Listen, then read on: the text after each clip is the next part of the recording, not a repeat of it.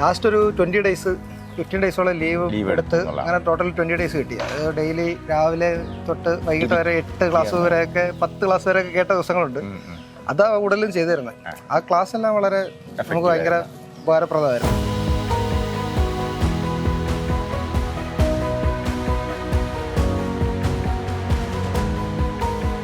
Kerala bank society കാറ്റഗറിയിൽ 90ാമത്തെ rank നേടിയ രാജ്കുമാറാണ്. രാജ്കുമാർ ആലപ്പുഴ സ്വദേശിയാണ്.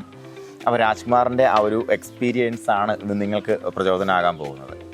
അപ്പോൾ രാജ്കുമാർ, നമുക്കിപ്പോൾ നിലവിൽ സൊസൈറ്റിയിൽ ജോലി കിട്ടിയ ഇപ്പോൾ എത്ര ആളായി? 5 വർഷം. 5 വർഷം. CSCB എഴുതി കയറി തന്നെയാണ്. ഓക്കെ. എന്ന് പറയുമ്പോൾ 2019 അമെൻമെന്റ് വന്ന 2020 കയറി. 2020 ജനുവരി 25-ാം തീയതിയാണ്. അപ്പോൾ വലിയ മത്സരം ഉണ്ടായില്ല അല്ലേ? എന്നാലും അത്യാവശ്യം നല്ല കോമ്പറ്റീഷൻ ഉണ്ടായിരുന്നു. സ്റ്റാർട്ടിങ് ടൈമിൽ തന്നെ കയറിയ ആളാണ്. ഓക്കെ. അപ്പം നമ്മളിപ്പോൾ നിലവിൽ 5 വർഷമായി ഇരിക്കുന്നു. അപ്പോൾ ഈ 5 വർഷമായിട്ട് വിട്ട പഠിത്തത്തിന് പിന്നെയും ബുക്ക് എടുത്തപ്പോൾ നമുക്ക് എന്ത് തോന്നി? ആദ്യം ട്രാക്കിലേക്ക് ആവാൻ കുറച്ച് ബുദ്ധിമുട്ടായിരുന്നു. ഞാൻ സഹകാരിയുടെ 3 മന്ത്സ് കോഴ്സാണ് ചൂസ് ചെയ്തത്. അതിനുശേഷം വൈകുന്നേരം ഈവനിങ്ങുകളിലൊക്കെ ആദ്യമൊക്കെ വലിയ പാടായിരുന്നു. പിന്നെ ഈ ഓൺലൈൻ ഹെഡ്സെറ്റ് വെച്ച് ഓൺലൈനിൽ ക്ലാസ് കേൾക്കുക, അതായിരുന്നു കൂടുതൽ ചെയ്തിരുന്നത്. പിന്നെ ടാലൻറ്റ് ഹണ്ട് ലാസ്റ്റ് ഒരു 20 ഡേയ്സ് 15 ഡേയ്സോളം ലീവ് എടുത്ത് അങ്ങനെ ടോട്ടൽ 20 ഡേയ്സ് കിട്ടി. അത് ഡെയിലി രാവിലെ തൊട്ട് വൈകിട്ട് വരെ 8 ക്ലാസ് വരെയൊക്കെ 10 ക്ലാസ് വരെയൊക്കെ കേട്ട ദിവസങ്ങളുണ്ട്. അതാ കൂടുതലും ചെയ്തു തരുന്നത്.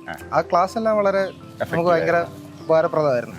അപ്പോൾ ശരിക്കും പറഞ്ഞാൽ സൊസൈറ്റി കാറ്റഗറി ആയതുകൂടെ കൊണ്ട് നമുക്ക് ഒരു പ്രശ്നമായിരുന്നു. നമുക്ക് മാർച്ചിലായപ്പോൾ ആ സമയത്ത് ലീവ് കിട്ടത്തില്ല. ഇല്ല.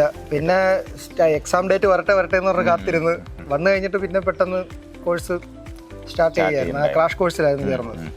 അപ്പോൾ ക്രാഷ് കോഴ്സ് തന്നെ അത് എഫക്റ്റീവ് ആക്കിയാൽ പോലും നമുക്ക് മുന്നോട്ട് വരാൻ പറ്റും എന്നുള്ളതിന് എക്സാമ്പിളാണ് രാജ്കുമാർ. അപ്പോൾ നമുക്ക് ലീവ് എത്ര ആളും കിട്ടി? ലീവ് 15 ദിവസം ലീവ് കിട്ടി. പിന്നെ അതിൻ്റെ ഇടയ്ക്ക് സൺഡേ, സെക്കൻഡ് സാറ്റർഡേ അങ്ങനെ എല്ലാം കൂടെ ഒരു 20 ദിവസം കണ്ടിന്യൂസ്ലി കിട്ടി. ആ 20 ദിവസം മാക്സിമം ക്ലാസ്സുകൾ രാവിലെ 7:30 തൊട്ട് വീട്ടിൽ നിന്ന് തന്നെ വീട്ടിൽ വൈഫും ഫാമിലി എല്ലാവരും നല്ല സപ്പോർട്ടായിരുന്നു. പിന്നെ ബാങ്കിൽ അതേ കൂട്ട് തന്നെ എല്ലാവരും നല്ല സപ്പോർട്ട്. പിന്നെ നമ്മുടെ സുഹൃത്തുക്കൾ, നമ്മുടെ പ്രിയപ്പെട്ടവർ വേറെ എല്ലാവരും. കമ്പൈൻ സ്റ്റഡി ഇല്ലായിരുന്നു. ഒറ്റയ്ക്ക്. കാരണം നമുക്ക് ടൈം കിട്ടത്തില്ല. നമ്മളിപ്പോൾ ആകെ കിട്ടിയ 10 ദിവസം പിന്നെ ആൾക്കാരെ സംഘടിപ്പിച്ച് കമ്പൈൻ സ്റ്റഡി. അപ്പോൾ ഓൾറെഡി അവരെല്ലാം കവർ ചെയ്ത് പോയേക്കാണല്ലോ സിലബസ്. നമ്മൾ ഓരോ തമ്മിൽ അതിന് ഒരു ഗ്യാപ്പ് ഉണ്ട്. ഒരു ദിവസം 8 മണിക്കൂർ ക്ലാസ് കാണാമെന്ന് പറയുമ്പോഴത്തേക്ക് കേൾക്കുമായിരുന്നു. കാണില്ല. ഞാൻ വീടിൻ്റെ സിറ്റോട്ട് വെച്ചിട്ട് ഹെഡ്സെറ്റ് വെച്ചിട്ട് കേട്ടോണ്ടിങ്ങനെ വീടിന് മുറ്റത്തോടെ ഇങ്ങനെ നടക്കും. ഡെയിലി ഒരു 45 മിനിറ്റ്സ് ഒക്കെ ഉള്ള ക്ലാസ് കേട്ട് ഇച്ചിരി ബ്രേക്ക് എടുത്ത് വീണ്ടും അങ്ങനെ. കാരണം ഇത് കവർ ചെയ്ത് തീരത്തില്ല. എന്നാലും മൊത്തം ഒന്നും കവർ ചെയ്യാൻ പറ്റിയിട്ടില്ല. ഓക്കെ. അപ്പോൾ ആ ഒരു ഇട്ട എഫേർട്ട് നമുക്ക് എപ്പോഴും ഔട്ട്സ്റ്റാൻഡ് ചെയ്യണം. കാര്യം കണ്ടുകൊണ്ടിരിക്കുക എന്ന് പറയുമ്പോൾ മൊബൈൽ സ്ക്രീനാണ് അല്ലേ, ബുദ്ധിമുട്ടാണ്. അപ്പോൾ ഇൻ കേസ് നിങ്ങൾക്ക് കാണാൻ ബുദ്ധിമുട്ടുണ്ട് കാണാറില്ല, ഹെഡ്സെറ്റ് വെച്ചിട്ട് കേട്ട് പഠിക്കുക. അപ്പോൾ ഒരുപാട് പേര് അങ്ങനെ, എസ്പെഷ്യലി ജോലിയുടെ കൂടെയൊക്കെ പഠിച്ച ആൾക്കാരും യാത്രക്കിടയിലും ഒക്കെ കേട്ട് പഠിച്ച് നമ്മുടെ കേരള ബാങ്ക് റാങ്ക് ലിസ്റ്റ് വന്നിട്ടുണ്ട്. അപ്പോൾ നിങ്ങൾക്ക് ഇതിൽ നിന്നൊക്കെ എന്തോ മെസ്സേജ് വേണം സ്വീകരിക്കാം. കാര്യം കേൾക്കലും നല്ലൊരു സ്ട്രാറ്റജി തന്നെയാണ്. ലിസൺ ചെയ്യുക എന്നുള്ള നല്ല സ്ട്രാറ്റജി തന്നെയാണ്. കാരണം നമുക്ക് എനിക്കൊന്ന് കാണുന്നതിനൊക്കെ കണ്ട് കേൾക്കാം. അപ്പോൾ അതിനകത്ത് പറഞ്ഞ സ്ട്രെയിൻ കുറയ്ക്കാൻ പറ്റും. നമുക്ക് കുറേ നേരം ചെയ്യാൻ പറ്റും അല്ലേ, കുറേ നേരം നമുക്ക് റിപ്പീറ്റ് ചെയ്യാൻ പറ്റും. അതിനകത്ത് ആ ഒരു പ്രശ്നം വരത്തില്ല എന്നുള്ളതാണ്. അപ്പോൾ ഈ അത്യാവശ്യം പിന്നെ ബാങ്കിലൊക്കെ വേറെ എംപ്ലോയീസ് വന്നിട്ടുണ്ടോ, റാങ്ക് ലിസ്റ്റ് വന്നിട്ടുണ്ടോ? ബാങ്കിൽ ഉണ്ട്. എൻ്റെ കൂടെ തന്നെ സഹകാരി തന്നെ വർക്ക് ചെയ്ത് പഠിച്ച പ്രീതി എന്ന് പറഞ്ഞൊരു സ്റ്റുഡൻ്റ് ഉണ്ട്. അത് 103 റാങ്ക് സൊസൈറ്റി കാറ്റഗറി.